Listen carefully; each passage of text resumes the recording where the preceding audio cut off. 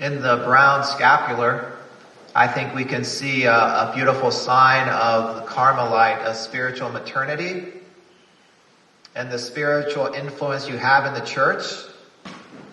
Right? You wear Our Lady's habit, and other people kind of want to get in on that. We want to get under that habit too, under Our Lady's mantle. And we get to with the little brown scapular. I wear one when I sleep. And yeah, it's spread throughout the church. And it's a sign of, the Carmelite spiritual influence in the church, in the world. Your prayers have this effect as people are draped with a Mary's cloth, a brown scapular, under her habit with you as you pray for people. So a beautiful sign of, just the spiritual fruitfulness. As Jesus says, fruit that will last. You did not choose me, but I chose you. And commission you to go out and bear fruit that will last. And you're bearing fruit through your prayers, sacrifices, self-offering to the Lord, for the church. The scapular shows that. We have a similar thing with St. Dominic and the Rosary and St. Simon Stock and receiving the scapular.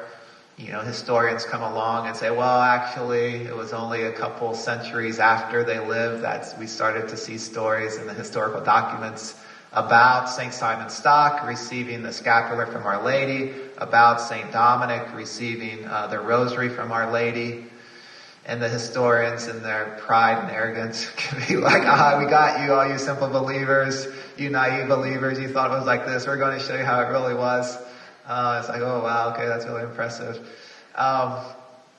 Okay, so here's my approach to St. Dominic receiving the Rosary from Our Lady is, okay, so maybe the first couple centuries we don't have historical documents that speak of it, but okay, we don't have historical documents for a lot of things. But even apart from that, we can think about, these saints, they're involved in their orders now. They're involved in their orders and in the world through their heavenly intercession. And so in the 1400s or so, when Dominicans began to proclaim the Rosary in a very strong way, or at least we have historical documentation, but Dominicans really getting into promoting the Rosary, Dominic is involved in that from his place in heaven among the communion of saints.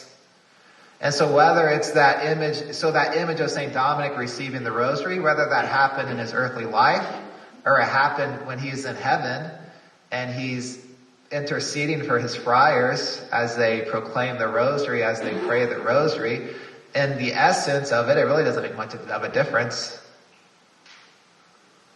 Whether that image happened during his life or whether it happened in his heavenly intercession. Him receiving the Rosary from Our Lady and handing it on. St. Simon Stock receiving the scapular from Our Lady and this promise and handing it on. So anyways, that's how I look at it. We have in our two readings today a beautiful almost juxtaposition, almost a paradoxical nature of the spiritual life. There's this great intimacy with the Lord, this love, this interior tenderness with the Lord that we see in the Gospel of John.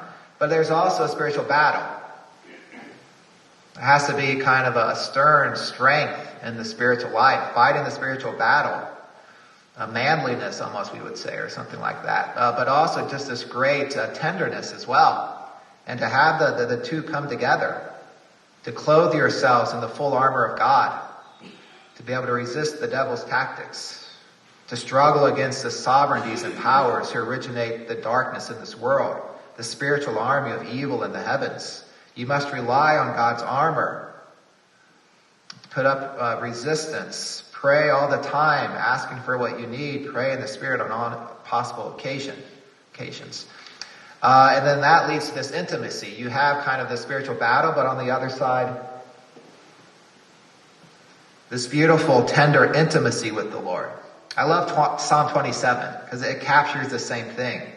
You have the man in battle, and the Lord gives him the victory. But he wants nothing else than to dwell in the house of the Lord, to seek the face of the Lord in the temple, his beauty. The Lord is my light and my salvation. Whom shall I fear? The Lord is the stronghold of my life. Before whom shall I shrink? When evildoers draw near to devour my flesh, it is they, my enemies and foes, who stumble and fall. Though an army encamp against me, my heart would not fear. Though war break out against me, even then would I trust. There is one thing I ask of the Lord, for this I long, to dwell in the house of the Lord all the days of my life, to savor the sweetness of the Lord, to behold his beauty in his temple. For there he keeps me safe in his tent.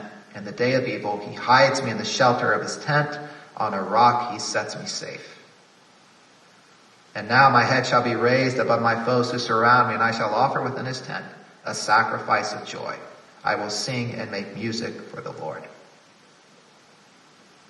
That captures the spiritual life. Great battle the Lord gives us a victory in. But also that tender intimacy, that delicate love of the Lord. St. Bernard of Clairvaux says that to reach union with the Lord, our love has to be three things. It has to be tender, wise, and strong. Love has to be tender, but it also has to be wise, well-ordered. It has to be strong. Early on in the spiritual life, right, our love tends to be tender and not so strong. And maybe towards the end, it can tend to be strong, but maybe not so tender anymore. And so to keep both in mind, that strength of love we need and pressing on, persevering, fighting the battle, and also the tenderness, seeking the face of the Lord in the temple, delighting in his presence, heart-to-heart contact with the Lord. There's a story of John the Short, John the Dwarf, or John the Short, or the Desert Father, that I like about this strength we need in the spiritual battle. It leads to intimacy. So the story begins that John the Short liked to pray in a ditch. Now, the attentive reader is going to be like, okay, this isn't going to end well. I don't know why he's choosing to pray in a ditch. But this is where John the Short liked to pray. You're like, okay, where is this going to go? So John the Short would kneel down, sit down in this ditch and start to pray, and he persevered. And then a snake would come along, and a snake would begin to wrap itself around John the Short. But he persevered in prayer. He didn't let that dissuade him from prayer. He kept going, praying the prayer. He didn't let the snake face him. He stayed there and continued to pray. So, when I'm at Mass and the baby starts to cry, I think, okay, John the Short could handle the snake going around him. I can certainly handle the baby crying, and it's not going to distract me. I'm going to press on. So it's a nice image. Here you don't have so much the snake that wraps itself around you. You have the frogs at night wrapping themselves, trying to draw you from prayer. But no, be like John the Short. Don't let that, deter your wholehearted focus on the Lord. So it's this battle that leads to this deep intimacy. It's said of St. Simon, I guess Simon's stock, it comes from the stock of the tree. He would pray in that old, rotted out tree, in the hollow of that tree. That was sort of a protective fortress as he entered into intimacy with the Lord. We think of St. Elizabeth, the interior fortress of recollection, that protective stock around us as we enter into intimacy with the Lord. Maybe Simon's stock, maybe that's where the oratories began, right? To enter into that small place with the Lord. That stronghold of protection as you have that heart-to-heart intimacy with the Lord. There is one thing I ask of the Lord, for this I long, to dwell in the house of the Lord all the days of my life, to savor the sweetness of the Lord, to behold his beauty in his temple. For there he keeps me safe in his tent in the day of evil. He hides me in the shelter of his tent. On a rock he sets me safe.